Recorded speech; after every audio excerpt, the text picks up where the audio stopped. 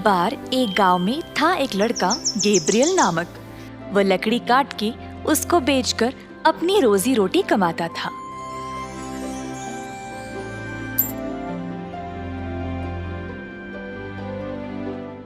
एक दिन अपना काम खत्म करके जब वह घर को निकला, उसको रास्ते में मिल गया उसका दोस्त नोआ।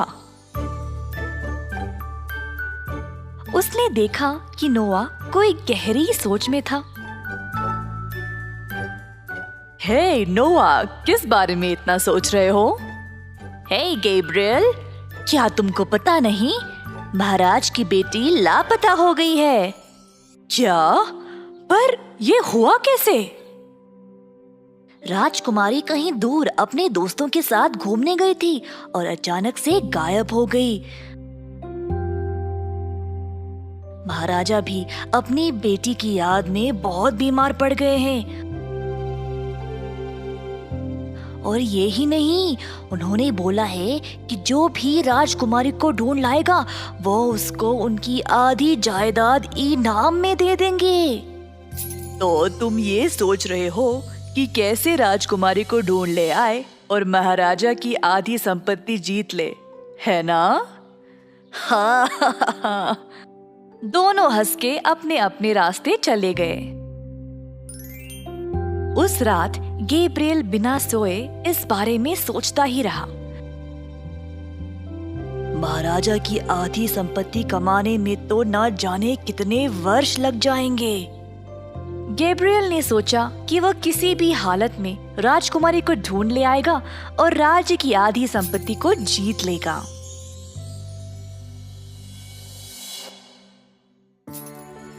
अगले दिन गैब्रियल राजकुमारी को ढूंढने के लिए निकला। इसी तरह कई दिन बीत गए पर उसको राजकुमारी नहीं मिली। गैब्रियल अब थक गया और परेशान हो गया, पर वह खुद को राज्य की संपत्ति के बारे में याद दिलाकर अपनी खोज को जारी रखा। एक दिन उसको रास्ते में एक तितली मिली जिसके पंख टेढ़े हो गए थे, जिसके कारण वह उड़ नहीं पा रही थी। गैब्रियल ने उस तितली के पंख को ठीक किया और उसको हल्के से हवा में उड़ा दिया। तितली ने गैब्रियल का शुक्रिया अदा किया और पूछा कि वह कहाँ जा रहा है। गैब्रियल ने तितली को सब कुछ बताया। तितली ने सोचा कि वह गैब्रियल की मदद करे क्योंकि उसने भी तो उसकी सहायता की थी। वह सोचने लगी और उसको अचानक से याद आया कि कुछ दिन पहले एक जादूगर ने किसी लड़की को कब्जा किया था। तितली गैब्रियल को ये बात बोली और पूछी कि कहीं वो लड़की राजकुमारी तो नहीं। तितली वो जगह जानती थी और गैब्रियल को वहां ले गई। क्या ये तुम्हारी राजकुमारी है? हाँ, यही है। अब हम राजकुमारी को बाहर कैसे निकालेंगे? जादूगर बहुत ही शक्तिशाली है, हम कुछ नहीं कर सकते। तितली की बात सुनकर गैब्रियल बहुत दुखी हो गया कि वो राजकुमारी को नहीं बचा पाएगा। गैब्रियल का दुख तितली से देखा नहीं गया। गैब्रियल, तुम निराश मत हो। मैं एक जादुई तितली को जानती हूँ। उसके पास बहुत सारी शक्तियाँ हैं।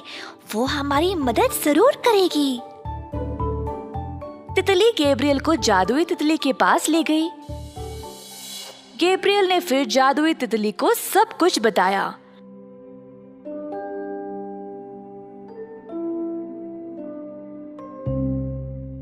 पर उसने उसकी मदद करने से मना कर दिया। गैब्रियल फिर से दुखी हो गया। तितली फिर बोल उठी कि गैब्रियल ने उसको बचाया था जब वह उड़ नहीं पा रही थी और वह एक अच्छा इंसान है, तो उनको कैसे भी गैब्रियल की मदद करनी चाहिए। ठीक है, तुम दोनों यही रुको, मैं जाकर राजकुमारी को ले आऊंगी।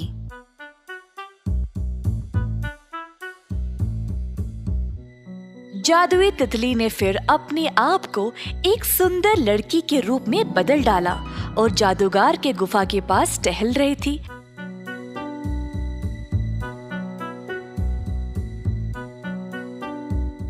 ताकि वो उसको देख ले। योजना के अनुसार जादूगर ने सुंदर लड़की को देखा और तुरंत अपनी शक्तियों का उपयोग करके उसको पकड़ लिया।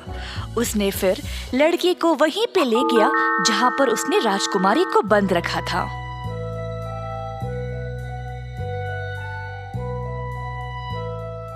अंदर जाते ही सुंदर लड़की वापस जादुई तितली में बदल गई। ये देखकर राजकुमारी आश्चर्यचकित रह गई। तुम तो लड़की हो ना, तितली में कैसे बदल गई? मैं किसी भी रूप में बदल सकती हूँ, ये मेरी शक्ति है। पर ऐसी शक्ति होने के बाद भी तुम इस जादूगर के पकड़ में आई कैसे?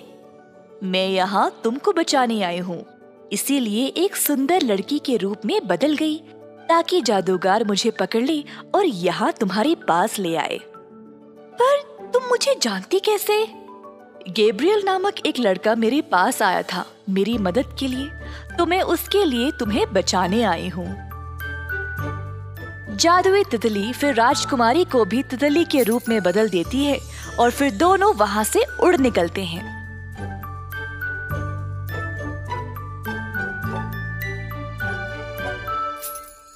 गैब्रियल के पास पहुंचते ही राजकुमारी वापस अपने असली रूप में आ गई।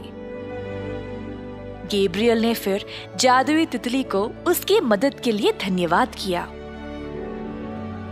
छोटी तितली भी जादुई तितली का धन्यवाद करके वहां से निकल गई। जल्द गैब्रियल राजकुमारी को वापस महाराजा के पास ले आया। अपनी बेटी को देखकर महाराज झूम उठा। अपने वादे के अनुसार महाराजा ने फिर गैब्रियल को अपनी आधी जायदाद सौंप दी। महाराजा ने सबके सामने इस बारे में ऐलान किया और सबको गैब्रियल के बारे में बताया। अंत में गैब्रियल ने अपनी जीती हुई संपत्ति के साथ खुशी खुशी जीवन बिताया और खुद को अच्छा नाम कमाया।